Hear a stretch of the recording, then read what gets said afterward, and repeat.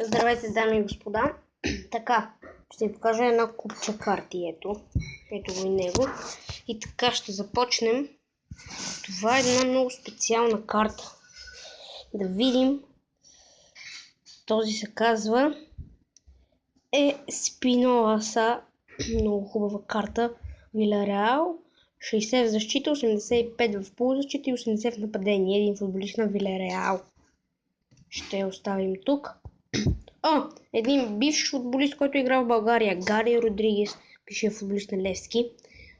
Той сега не играе в Елчо, но това е от миналата година. Да видим сега следващият. Това е Жауме Коста от Вилареал. Сега ще ви покажем няколко специални карти. Сега ще взема ето 3 много специални карти. Това сега е Касилас, който сега е вратар на Реал Мадрид. Много добре играе навсякъде според точките. Това е Коке, една от най-силните карти, и Неймар. Но вижте каква специална карта. Като я пипаме, много хубава карта е това. Сега ще си ги върна. Така. Започваме с следващият. Ето това е един футболист, Жозе Родригес, футболист на Депортиво Ла Коруния.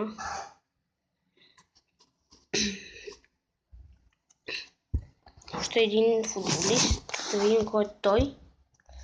Това е Суегес, футболист на Градана, не е толкова опитен. Той сега, ако не се лъжа, вече не е в Гранада, но не съм толкова сигурен. Следващата карта е Стефан Бия. Но вижте какво е много специална карта, като я пипаш, не е някаква специална, но погледнете. Бляскава е много картата. Това е един футболист. Купроги Уи. Атлетик Билбао. Атлетик Билбао сега е напреднал доста в испанското първенство. Рубен, един плюс на Селта. Това е млад вратар от школата. Миналата година се присъедини, сега не пази за Селта. Това е за Кастро. Бивш футболист от школата. Сега не мога да ви кажа на кой, на Севиля, ако не се лъжа. Тоест не е бивш футболист, но бързо го взеха Реал Валекано. Следващия футболист Кастро. Също е един много талантлив млад футболист, но не е много опитен. Това е от Коха. От Коха, ако не се лъжа отново, не съм толкова сигурен, но мисля, че пазеше за Сити.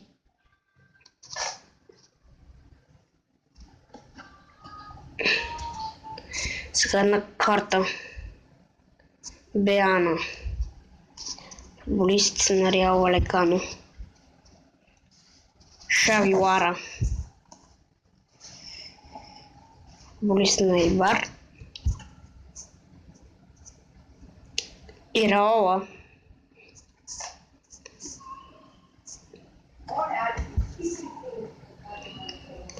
Арбила.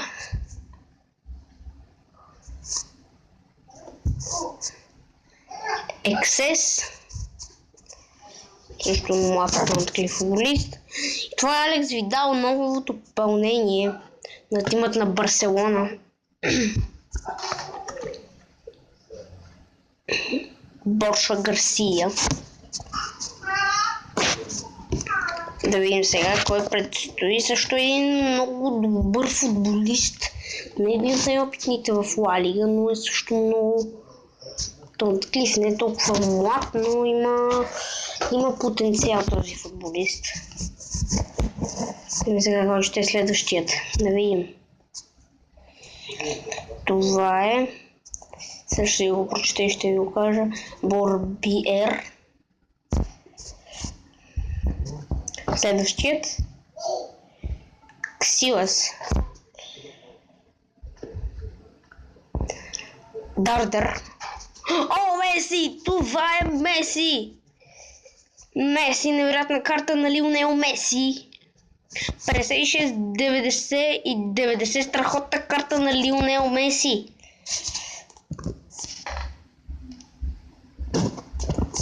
Лео Меси е един от най-добрият в света. След Роналдо, поне според мен. Така, това е Ларавией, един футболист на Селта. Така, Инсула.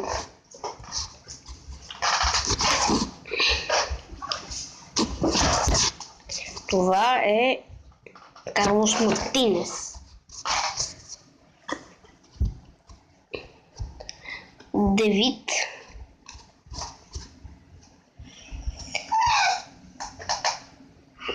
Кодина. Футболетарът на Хетафе.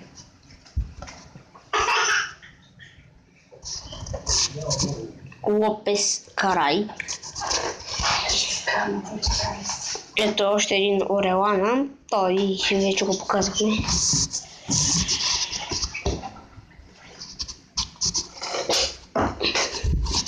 Тони Крос. Много по-добри точки има от Меси, но поне според мен не е така изобщо. Фернандо Наваро, извинете. Бензема, Карим Бензема, не е много опитен според точките, но това е Бензема. Това е Касияс и Навас. 100 на вратата, 78 по защита и 39 в нападение. Масчерано се на точка по-слаб от Меси.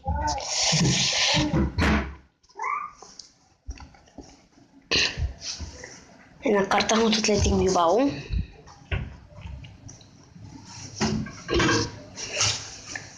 Видим сега Шави и Андрес Иниеста.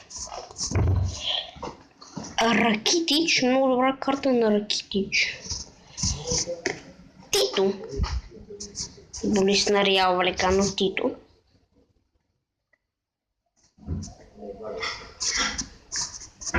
Следващия футболист, извинете си пуснах картата, е Ел Араби. Талантът на Гранада, централният нападател, незаменимият централен нападател. Това Пинилос, също много млад, добър футболист. Не мога да го нарека чак звезда, но Камараса, футболист на Леванте. Това е Марсело. Марсело, страхотна карта на Марсело и той е на точките, като Ракитич на равни точки с Касияс. И Гая, това е Гая. Добра карта, също много добър, още по-добър футболист. И сега следва Вието. Вието.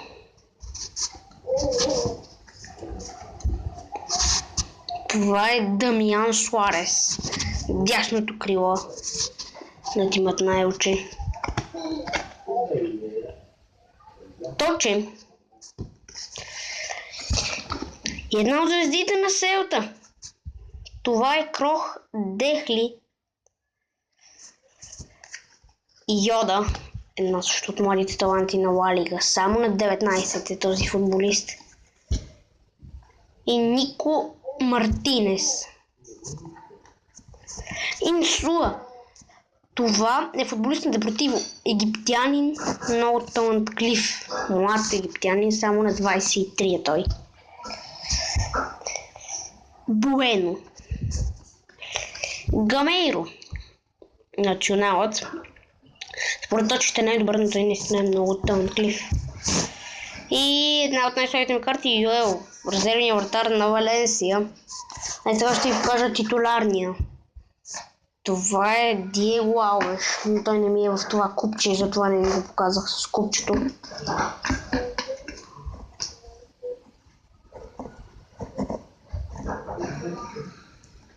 Ето, вижте, цялото купче.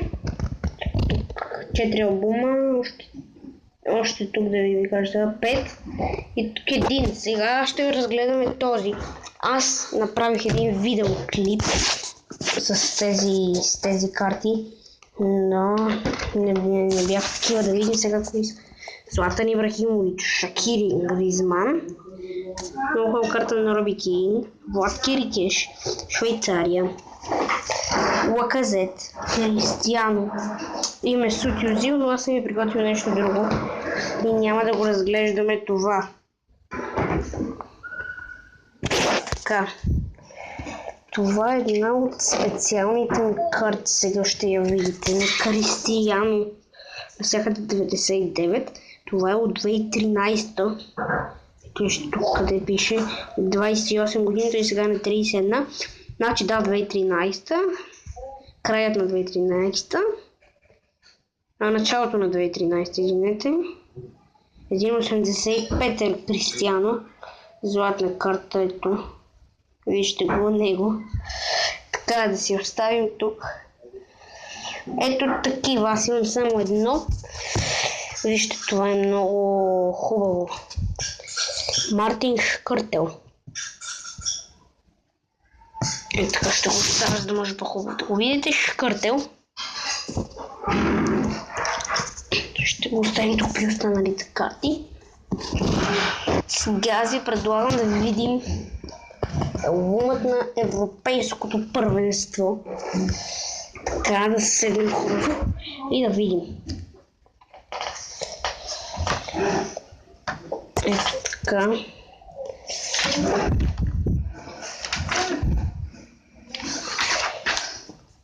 Отиваме ето значката на Румъния. Тук пък има много карти, стикери, извинете. Пол Покопа, Гризман, Валбуена, който не беше. Ще ви показвам малко всичко. Нямам време. Марика, Кирикеш, Гардус и Пилини. Така. Лорик Кана.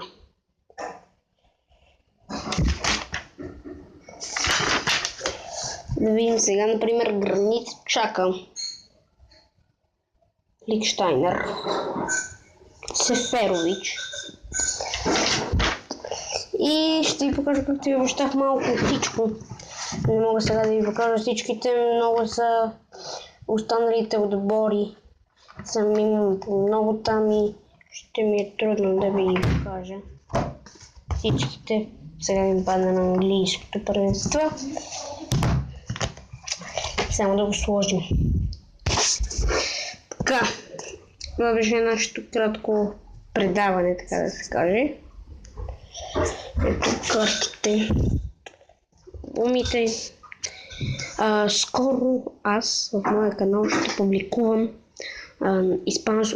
нови карти на испанското първенство, плюс албума, новите испански карти.